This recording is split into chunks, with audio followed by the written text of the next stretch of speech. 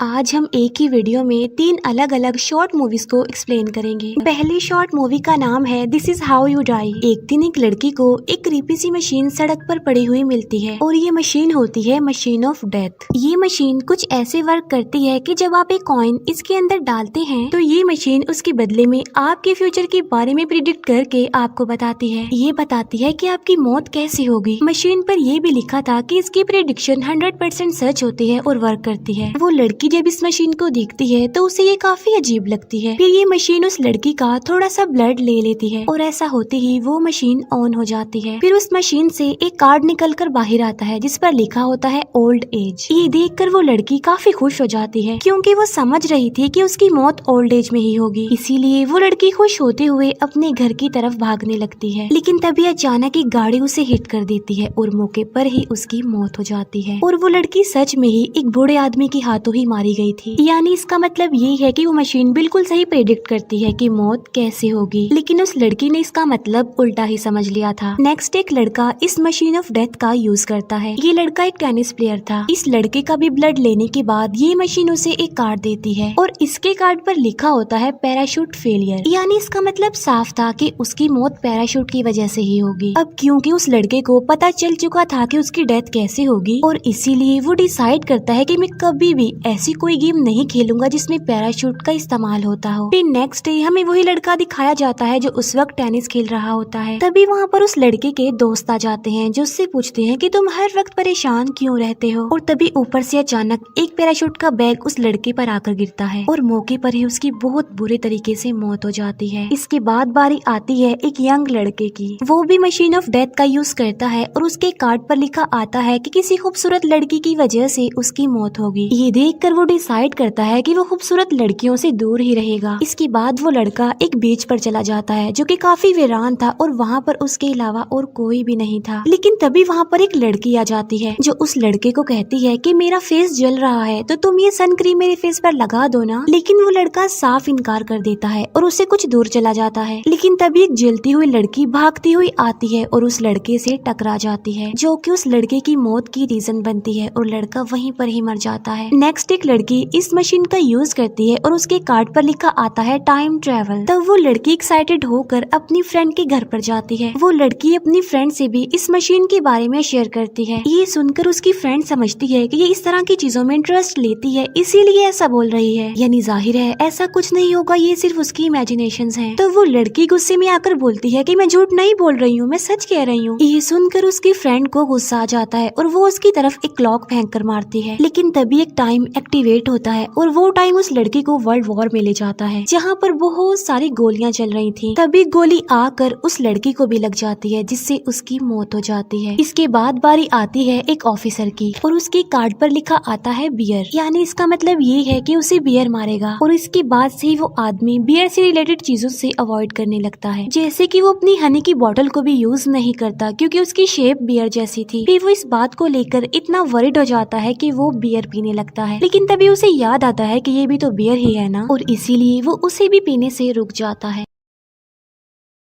तभी उस आदमी की बेटी वहाँ पर आती है और उसे कैंपिंग पर चलने के लिए बोलती है। लेकिन वो जाने से साफ इनकार कर देता है क्योंकि वो जानता था कि जंगल में बियर्स होते हैं। जिस पर उसकी बेटी कहती है कि हम जंगल में ज्यादा अंदर तक नहीं जाएंगे और इसीलिए वो आदमी जाने के लिए एग्री हो जाता है। और अगले ही दिन ये लोग कैंपिंग के लिए चले जाते हैं और वो जंगल में काफी अंदर तक जा चुके थे। वो आदमी अपनी प्रोटेक्शन के लिए अपने साथ एक एक्स भी लाया होता है। लेकिन उसके साथ जंगल में कुछ भी नहीं होता और इसीलिए उसे इस बात पर बिलीव हो चुका था कि ये मशीन एक झूठ है सिर्फ, यानी मेरे साथ ऐसा कुछ भी होने वाला नहीं है। और फिर जब वो अपने घर जाता है तो वो किसी भी चीज से अवॉइड नहीं करता और ना ही किसी चीज से डरता है। वो बड़ी खुशी खुशी अपनी हनी वाली बोतल को भी यूज कर रहा था। लेकिन तभी विंडो से एक बियर आकर उस आदमी पर अटैक कर देता है और उसे जान से मार डालता है। और यहीं पर ही पहली शॉर्ट मूवी एंड हो जाती है। और अब बढ़ते हैं सेकंड स्टोरी की तरफ। सेकंड मूवी का नाम है दी मास्क। ये कहानी एक ऐसे पर्सन की है जो अपने फेस के साथ पैदा ही नहीं हुआ,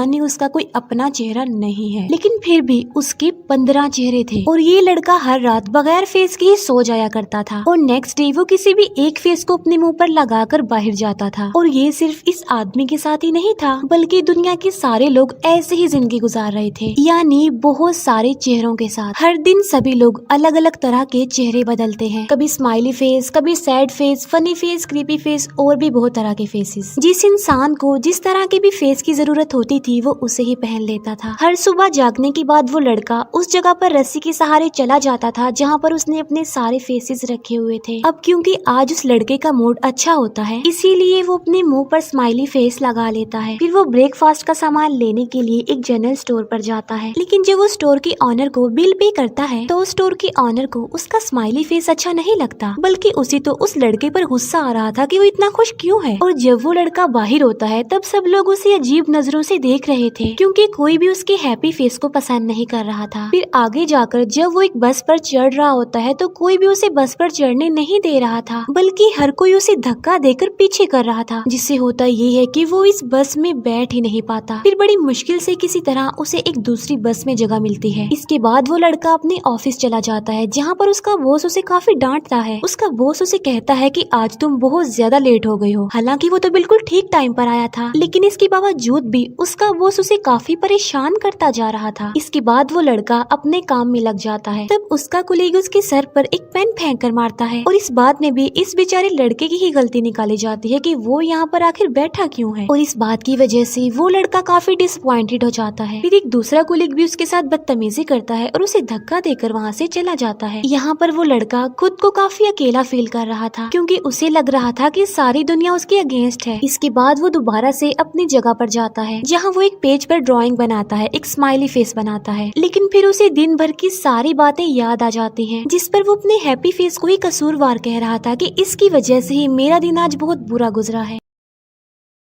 क्योंकि वो जान चुका था कि इस दुनिया को किसी की स्माइल, किसी की खुशी पसंद ही नहीं है, और इसीलिए वो स्माइली फेस को सैड फेस बना देता है। और अब जबकि वो घर जा रहा होता है तो वो बहुत सैड होता है, और अब लोग उसे सैड देखकर काफी खुश हो रहे थे। इसके बाद वो अपने घर जाता है और अपना मास्क रिमूव कर देता है, और अब के बाद वो डिसाइड करता है कि वो हैप्पी फेस कभी भी नहीं लगाएगा, और आज उसका आखिरी स्माइली डे था। इस मूवी से हम ये जान पाए हैं कि एक इंसान किसी दूसरे इंसान को खुश नहीं देख सकता, और आज के इस दौर में एक इंसान के मल्टीपल फेसेस हो सकते हैं, क्योंकि अपने लिए तो वो कुछ और है, सामने वाले के लिए वो कुछ और है, किसी थर्ड पर्सन के लिए वो कुछ और है। और यहीं पर सेकंड शॉर्ट मूवी एंड हो जाती है। और अब बढ़ते हैं अपनी तीसरी और आखिरी स्टोरी की तरफ। तीसरी शॉर्ट मूवी का नाम है स्टको। थर्ड मूवी के स्टार्ट में हमें एक लड़की दिखाई जाती है जो कि अपनी लाइफ में काफी परेशान है, और जब वो रात को सो रही होती है तो उसे अपने रूम की वॉल पर एक होल दिखाई देता है। पहले तो वो इसे इग्नोर करती है, लेकिन बाद में वो उसकी तरफ अट्रैक्ट हो जाती है। उस होल को देखकर उसे हेलुसिनेशंस होने लगती हैं। इसके बाद काफी दिन गुजर जाते हैं और वो रोज रात को उसी हॉल की तरफ कई घंटों तक देखती रहती थी। लेकिन फिर एक दिन वो इस हॉल की तरफ आगे बढ़ती है और वो उस हॉल को बड़े गौर से देख रही थी। लेकिन तभी उस हॉल में से एक एलियन टेंटिकल बाहर आता है, जिसकी ये लड़की लिक करती है। लेकिन तभी सडन उस लड़की की आंख खुल जाती है। इसका मतलब ये था कि ये सिर्फ उसका ड्रीम था, उसका ख्वाब था और कुछ नहीं। इस ड्रीम की वजह से वो काफी परेशान हो जाती है और वो ड्रिंक करने लगती है। फिर उसी रात को वो अपने लैपटॉप पर काम कर रही थी, लेकिन तभी अचानक से वो बेहोश हो जाती है, और जब उसको होश आती है तो वो उसी वॉल के पास बैठी होती है जिस पर वो होल बना हुआ था। अब वो इन सब से काफी तंग आ चुकी थी, इसीलिए वो उस वॉल को तोड़ देती है और अब वो उसके अंदर चली जाती है। अंदर जाकर वो एक अलग ही दुनिया में आ जाती है, जहाँ पर उसे एक अजीब सा एलियन दिखाई देता है जो कि चेयर की तरह था और काफी क्रीपी लुक दे रहा था, और वो एलियन चेयर उस लड़की को अपनी तरफ ही बुला रहा था। अब वो लड़की उसके पास जाना तो नहीं चाहती थी, लेकिन फिर भी वो उसके पास चली जाती है। फिर वो एलियन चेयर उस लड़की को अपने ऊपर बिठाता है और बाद में उसके सर पर एक अजीब तरह का क्राउन रख देता है और जोर से उसे पकड़ लेता है। तब वो लड़की अपनी जान को बचाते हुए एक हथौड़े से उस पर कई बार वार करती है। फिर वो लड़की अपने सेंसेस में वापस आ जाती है तो वो देखती है कि उसने हथौड़े से अपनी गाड़ी को हिट कर दिया है, यानी उसके सामने वो एलियन चेयर तो नहीं थी बल्कि उसकी गाड़ी थी, और जो कुछ उसने देखा वो सब उसकी इमेजिनेशंस थी, यानी रियलिटी में ऐसा कुछ भी नहीं हो रहा था। और थर्ड स्टोरी के साथ साथ ये वीडियो भी यहीं पर एंड हो जाती है।